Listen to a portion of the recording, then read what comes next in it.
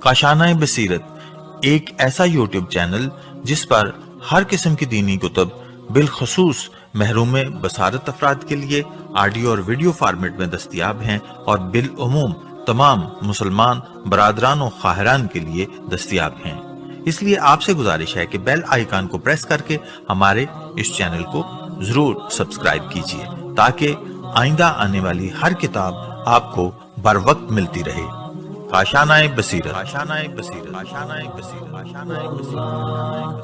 بسم اللہ الرحمن الرحیم۔ السلام علیکم سامعین، کاشانۂ بصیرت کے یوٹیوب چینل پر ہم آج کل جس کتاب کو مل کر پڑھ رہے ہیں اس کا نام ہے بیت الاحزان، اور یہ کتاب پڑھتے ہوئے ہمارا ریڈنگ کا یہ ہے پارٹ نمبر 3، اور ہم یہاں پر حصہ دوم پڑھنے کا آغاز کر رہے ہیں جس کی ہیڈنگ ہے حضرت زہرا سلام اللہ علیہا کے فضائل۔ یہ جانتے ہیں صفحہ نمبر 34 لکھا ہے، حضرت سیدہ سلام اللہ علیہا قصہ اور مباہلہ کے افراد میں سے ایک فرد ہیں، نیز آپ کا تعلق ان افراد سے ہے جنہوں نے سخت ترین حالات میں ہجرت کی تھی، اور آپ ان پاکیزہ ہستیوں میں سے ایک ہیں جن کی طہارت کی گواہی کے لیے اللہ تعالیٰ نے آیہ تطہیر نازل فرمائی، اور جبرائیل امین نے جن کے ساتھ چادر میں شامل ہونے کو اپنے لیے اعزاز تصور کیا۔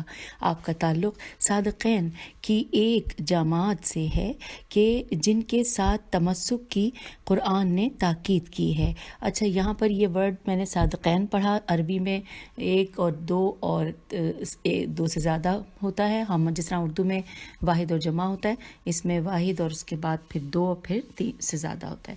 تو یہاں پہ اگر ہم سے صادقین پڑھیں گے تو صرف دو کے بارے میں، اور اگر ہم صادقین پڑھیں گے تو زیادہ مناسب ہے۔ تو آئیے ہم صادقین یعنی کہ ایک سے زیادہ، سب پورے ماشاءاللہ خاندان، پھر ہم پڑھتے ہیں۔ آپ کا تعلق صادقین کی اس جماعت سے ہے جن کے ساتھ تمسک کی قرآن نے تاکید کی ہے۔ آپ 11 ائمہ طاہرین علیہم السلام کی والدہ ماجدہ ہیں، اور آپ پیغمبر خدا صلی اللہ علیہ وآلہ وسلم کی وہ یادگار ہیں کہ جس سے اللہ نے نسل رسول صلی اللہ علیہ وآلہ وسلم کو قیامت تک کے لیے جاری فرمایا، اور آپ اولین و آخرین کی سردار ہیں الحمدللہ۔ آپ گفتار و رفتار میں پیغمبر خدا صلی اللہ علیہ وآلہ وسلم کی ہو بہو شبیہ تھیں۔ آپ کا کردار پیغمبر خدا صلی اللہ علیہ وآلہ وسلم کے کردار کا آئینہ تھا۔ آپ کی چال رسول خدا صلی اللہ علیہ وآلہ وسلم کی چال دکھائی دیتی تھی۔ رسول خدا صلی اللہ علیہ وآلہ وسلم آپ کو آتے ہوئے دیکھ کر گرم جوشی سے آپ کا استقبال کرتے تھے، آپ کے ہاتھوں کا بوسہ لیا کرتے تھے اور اپنی مسند پر بٹھایا کرتے تھے۔ اسی طرح جب رسول خدا صلی اللہ علیہ وآلہ وسلم اپنی دختر کے ہاں تشریف لے جاتے تو سیدہ سلام اللہ علیہا بھی گرم جوشی سے ان کا استقبال کرتی تھیں اور ان کے ہاتھوں کے بوسے لیتی تھیں۔ پیغمبر اکرم صلی اللہ علیہ وآلہ وسلم ان سے بہت پیار کرتے تھے۔ جب بھی آپ خوشبوئے جنت کے مشتاق ہوتے تو آپ سیدہ سلام اللہ علیہا کے وجود اطہر کی خوشبو کو سونگھا کرتے تھے اور فرمایا کرتے تھے کہ فاطمہ میرا ٹکڑا ہے، فاطمہ تو بضعۃ منی، جس نے اسے خوش کیا اور اس نے مجھے خوش کیا، اور جس نے اسے ستایا اس نے مجھے ستایا۔ اور اس کے بعد ساتھ ساتھ یہاں پہ لکھا ہے فاطمہ تو اعز الناس الیہ، کہ تمام لوگوں میں سے فاطمہ مجھے زیادہ عزیز ہے۔ اور کبھی کبھی آپ اپنی محبت کا اظہار ان الفاظ میں کیا کرتے تھے کہ یا حبیبۃ ابیہا، یعنی اے اپنے والد کی محبوب ترین شخصیت۔ پھر لکھا ہے کہ طبری امامی نے امام محمد باقر علیہ السلام سے، اور انہوں نے اپنے آبائے طاہرین کی سند سے نقل کیا ہے کہ حضرت فاطمہ سلام اللہ علیہا نے فرمایا کہ رسول خدا صلی اللہ علیہ وآلہ وسلم نے ایک دفعہ ان سے مخاطب ہو کر فرمایا تھا کہ یا حبیبۃ ابیہا کلو مس، اچھا یہاں پہ آگے بالکل بھی نہیں ہے زیر زبر پیش، یعنی فتح دمہ کسرہ کچھ بھی نہیں ہے۔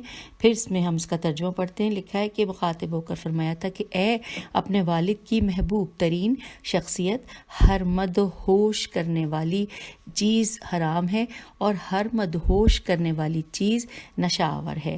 بس یہاں پہ یہی لکھا ہے۔ اس کے بعد اب اگلی ہیڈنگ ہے سب ہیڈنگ کے محبت برائے خدا، اس حوالے سے ہم پڑھتے ہیں۔ لکھا ہے دوستان خدا اگر اپنے کسی عزیز یا اپنے کسی بیٹے یا بیٹی سے محبت کرتے ہیں تو ان کی محبت طبعی اور فطری جذبات کی وجہ سے نہیں ہوتی۔ مقربان خدا کسی سے اگر محبت کرتے ہیں تو تو بھی اس میں محبت خداوندی کو مد نظر رکھتے ہیں. اسی لیے حضرت یعقوب علیہ السلام اپنے تمام بیٹوں میں سے حضرت یوسف علیہ السلام سے زیادہ محبت کرتے تھے، کیونکہ وہ جانتے تھے کہ ان کی اولاد میں سے یوسف ہی خدا کے محبوب ہیں. جبکہ حضرت کے دوسرے بیٹے اس بات سے کڑتے تھے اور وہ کہتے تھے کہ ہمارے والد خواہ مخواہ یوسف کی محبت میں دیوانے بنے ہوئے ہیں، جبکہ ہم زیادہ طاقتور ہیں اور ہم اپنے والد کی قوت بازو ثابت ہو سکتے ہیں. اسی لیے ہمارے والد کو چاہیے کہ ان حقائق کو پیش نظر رکھیں اور یوسف کی بجائے ہم سے زیادہ محبت کریں. پھر لکھا ہے اگلے پیراگراف میں، ہم پیج 36 پر آ گئے ہیں کہ مرحوم کلینی نے محمد بن سنان سے نقل کیا ہے کہ میں امام محمد تقی علیہ السلام کی خدمت میں بیٹھا ہوا تھا. میں نے آپ کے سامنے ان اختلافات کا تذکرہ کیا جو کہ شیعوں میں پیدا ہو چکے تھے. آپ علیہ السلام نے میری بات سننے کے بعد فرمایا کہ اے محمد، خداوند عالم ازل سے وحدہ لا شریک ہے. پھر اللہ نے محمد صلی اللہ علیہ وآلہ وسلم، علی علیہ السلام اور فاطمہ سلام اللہ علیہ کو پیدا کیا، اور یہ تینوں پاکیزہ نور کتنی ہزار سال تک رہے، کئی ہزار سال تک رہے، یہاں پہ حمزہ ہے، تے نہیں ہے، کئی ہزار سال تک رہے. پھر اللہ تعالیٰ نے تمام موجودات کو پیدا کیا اور یہ تینوں پاکیزہ نور کئی ہزار سال تک رہے. پھر اللہ تعالیٰ نے تمام موجودات کو پیدا کیا اور انہیں اپنی مخلوقات کی تخلیق کا گواہ بنایا. پھر ان کی اطاعت کو تمام مخلوقات میں جاری فرمایا اور ان کے امور کو ان کے حوالے فرمایا. پس وہ یعنی کہ محمد صلی اللہ علیہ وآلہ وسلم، علی علیہ السلام اور فاطمہ سلام اللہ علیہ جو چاہتے ہیں حلال کرتے ہیں اور جو چاہتے ہیں حرام کرتے ہیں، لیکن وہ صرف وہی کچھ چاہتے ہیں جو خدا چاہتا ہے. پھر امام محمد تقی علیہ السلام نے فرمایا کہ اے محمد صلی اللہ علیہ وآلہ وسلم، یہ اصل دین ہے. جو اس سے آگے بڑھتا ہے وہ گمراہ ہوتا ہے، اور جو کوئی اس میں سستی کرتا ہے وہ پیچھے رہتا ہے، وہ ہلاک ہو جاتا ہے. اور جو دین کے ساتھ چلتا ہے اور ہمیشہ اس سے وابستہ رہتا ہے وہ حق کو پا لیتا ہے. اے محمد صلی اللہ علیہ وآلہ وسلم، اس بات کو یاد رکھو. اب یہاں پہ اگلے پیراگراف میں ہے کہ مؤلف کہتا ہے کہ اس حدیث شریف سے معلوم ہوتا ہے کہ حضرت فاطمہ زہرا سلام اللہ علیہ ان افراد میں شامل ہیں کہ امور خلق جن کے سپرد کیے گئے ہیں اور جو چاہتے ہیں حلال کرتے ہیں اور وہ جو چاہتے ہیں حرام کرتے ہیں، مگر یہ واضح رہے کہ وہ صرف وہی کچھ چاہتے ہیں جو خدا چاہتا ہے اور ان کی چاہت خدا کی چاہت کے تابع ہے. تو سامعین، اب آئیے اگلی ہیڈنگ پڑھتے ہیں. پیج 36 پر ہی ہیں ہم ابھی، اور یہاں پہ لکھا ہے، ہیڈنگ آ گئی ہے مصحف فاطمہ سلام اللہ علیہ. اس حوالے سے لکھا ہے کہ ائمہ ہدیٰ سے بہت سی ایسی روایات مروی ہیں کہ جن میں بیان کیا گیا ہے کہ مصحف فاطمہ سلام اللہ علیہ ائمہ معصومین علیہ السلام کے پاس ہے. کتاب بصائر الدرجات میں مذکور ہے کہ امام جعفر صادق علیہ السلام نے فرمایا کہ حضرت فاطمہ سلام اللہ علیہ نے ایک مصحف بطور یادگار چھوڑا. وہ مصحف قرآن نہیں ہے، لیکن وہ خدا کے اس کلام پر مشتمل ہے جو اللہ نے فاطمہ سلام اللہ علیہ پر نازل کیا تھا. رسول خدا صلی اللہ علیہ وآلہ وسلم نے اسے املا کرایا اور حضرت علی علیہ السلام نے اسے لکھا. ابو بصیر کہتے ہیں کہ میں امام جعفر صادق علیہ السلام کی خدمت میں حاضر ہوا اور عرض کی کہ میں آپ سے ایک سوال کرنا چاہتا ہوں، تو کیا یہاں کوئی اور شخص موجود ہے جو میری بات سن رہا ہو؟ امام جعفر صادق علیہ السلام نے اپنے کمرے اور دوسرے کمرے میں پڑے ہوئے پردے کو اٹھا کر دیکھا اور فرمایا کہ ابو محمد، تمہیں جو کچھ پوچھنا ہو پوچھو. اب اگلے پیراگراف میں ساتھ ساتھ لکھا ہے کہ میں نے عرض کیا کہ میں آپ پر قربان ہو جاؤں. شیعہ ایک حدیث بیان کرتے ہیں کہ پیغمبر خدا نے حضرت علی علیہ السلام کو ایک علم کے دروازے کی تعلیم دی جس سے علم کے 1000 دروازے کھل گئے تھے. اور پھر میں نے کہا کہ خدا کی قسم، کیا یہ کامل اور حقیقی علم ہے؟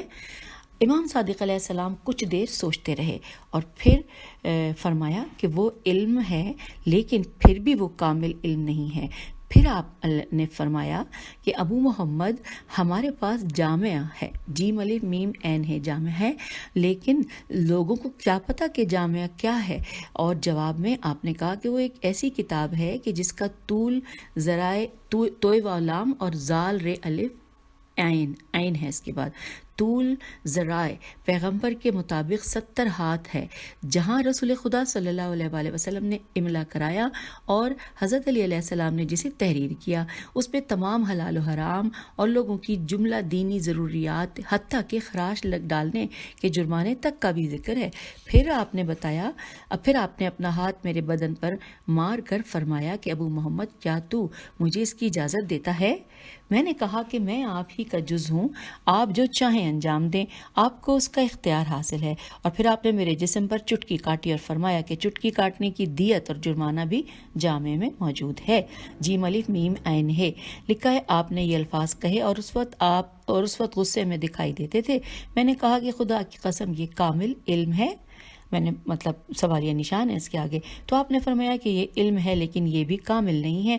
پھر کچھ دیر تک آپ خاموش رہے اور پھر فرمایا کہ ہمارے پاس جفر، جیم فیرے جفر ہے، لوگ کیا جانیں کہ جفر کیا ہے؟ میں نے کہا کہ جفر کیا ہے؟ آپ نے فرمایا وہ چمڑے کا ایک مخزن ہے، میم خے زینون مخزن ہے، جس میں سابقہ انبیاء و اوصیاء علماء بنی اسرائیل کا علم ہے۔ میں نے عرض کیا کہ یہ علم کامل ہے؟ آپ نے فرمایا کہ یہ علم ہے لیکن علم کامل نہیں ہے۔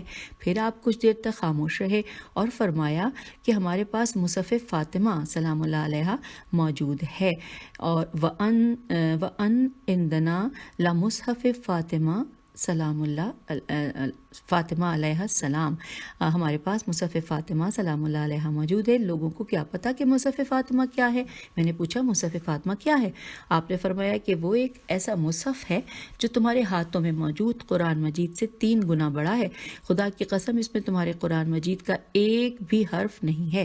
اچھا، اب یہاں پر حوالہ ہمیں دیکھنا ہے، یعنی کہ حاشیے میں اس کے بارے میں تفصیل کچھ یوں ہے کہ لکھا ہے کہ یعنی کہ ظاہر قرآن سے جو مطالب ظاہری ہم اخذ کرتے ہیں وہ اس میں نہیں ہیں، بلکہ معنوی اور تاویلی اعتبار سے قرآن کے معنی ہیں کہ ہم انہیں سمجھتے ہیں، اور یہ کہ یہ قرآن کی ایک شرح ہے، اس کی بیشتر تشریح آیان الشیعہ طبع ارشاد جلد 1 میں کی گئی ہے، مترجم فارسی۔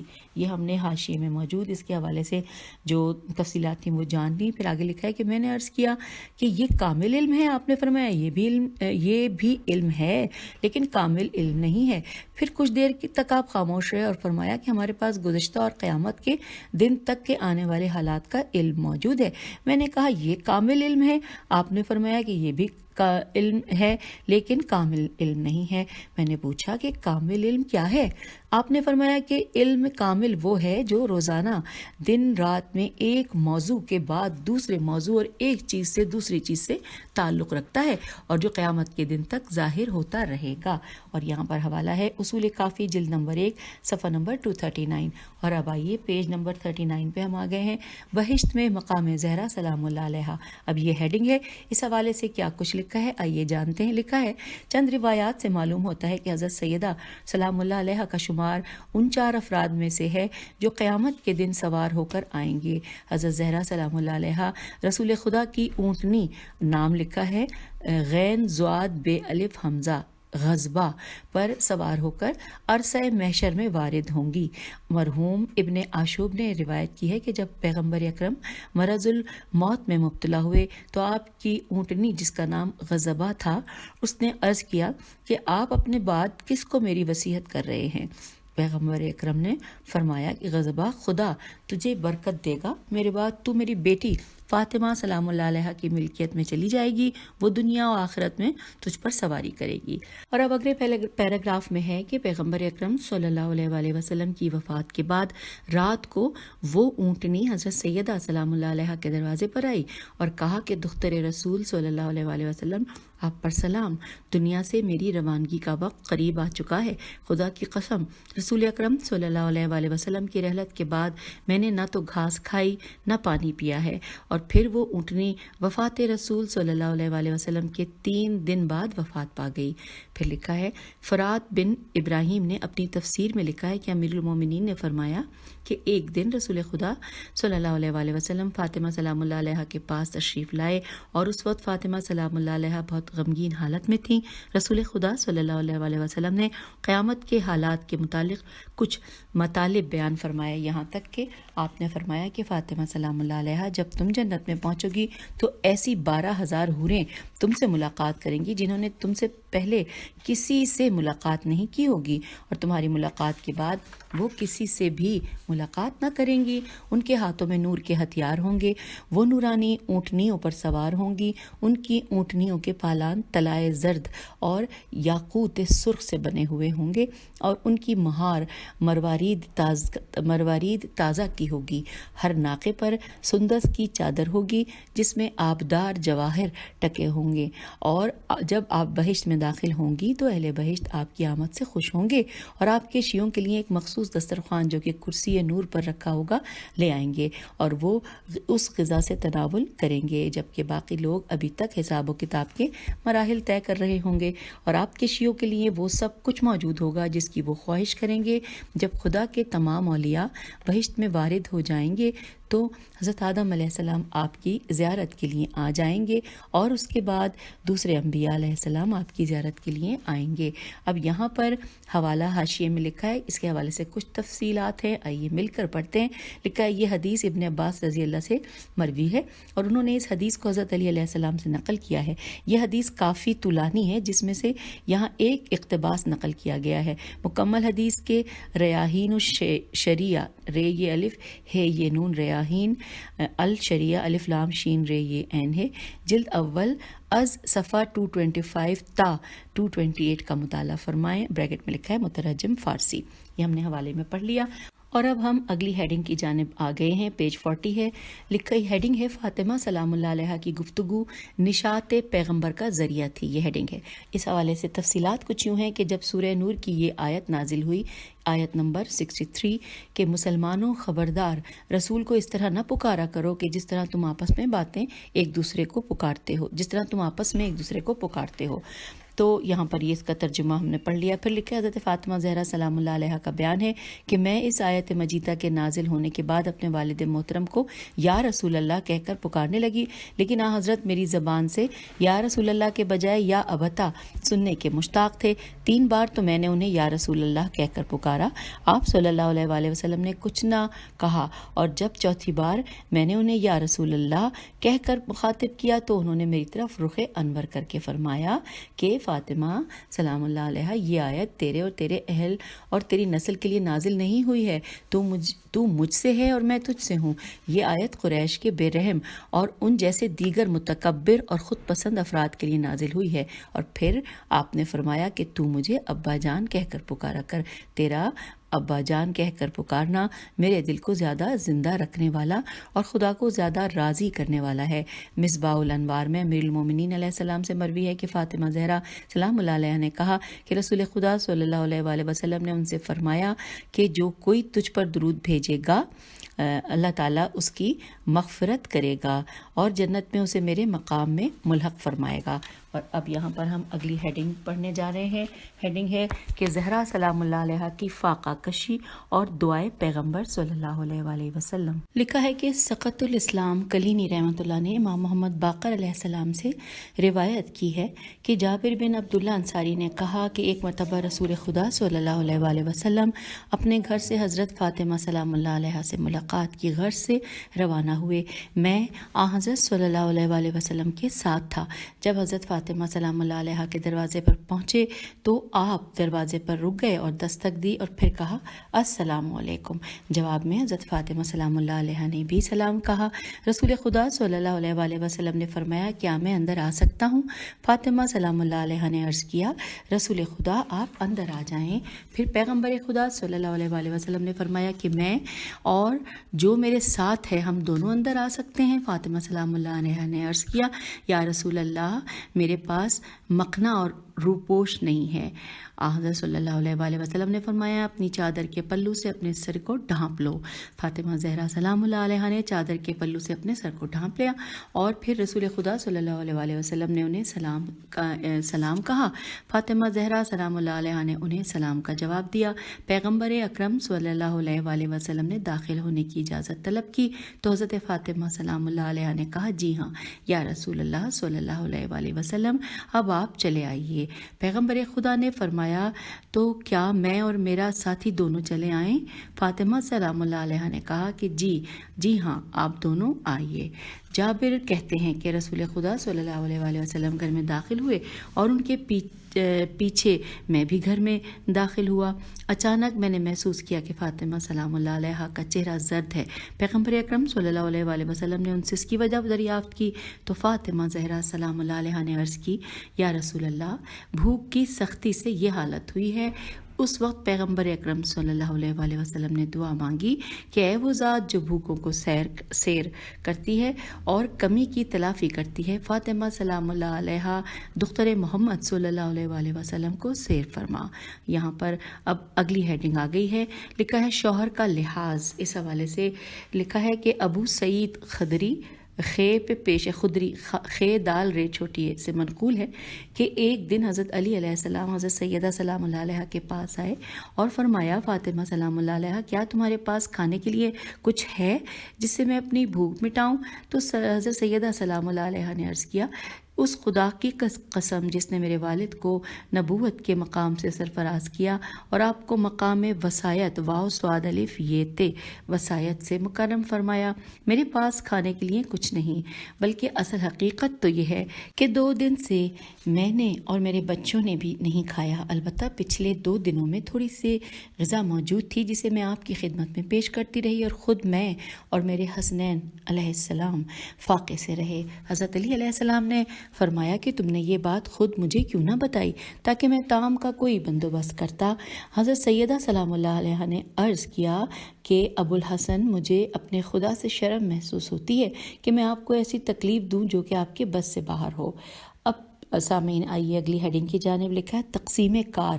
کتاب قرب الاسناد میں امام جعفر صادق علیہ السلام سے منقول ہے کہ آپ نے فرمایا کہ امام محمد باقر علیہ السلام نے فرمایا کہ حضرت زہرا سلام اللہ علیہ اور حضرت علی علیہ السلام نے رسول خدا سے گھر کے امور کی تقسیم کار کے لیے درخواست کی، تو رسول خدا صلی اللہ علیہ وآلہ وسلم نے گھر کے اندرونی کام حضرت زہرا سلام اللہ علیہ کے سپرد کیے اور گھر کے بیرونی کام حضرت علی علیہ السلام کے سپرد کیے۔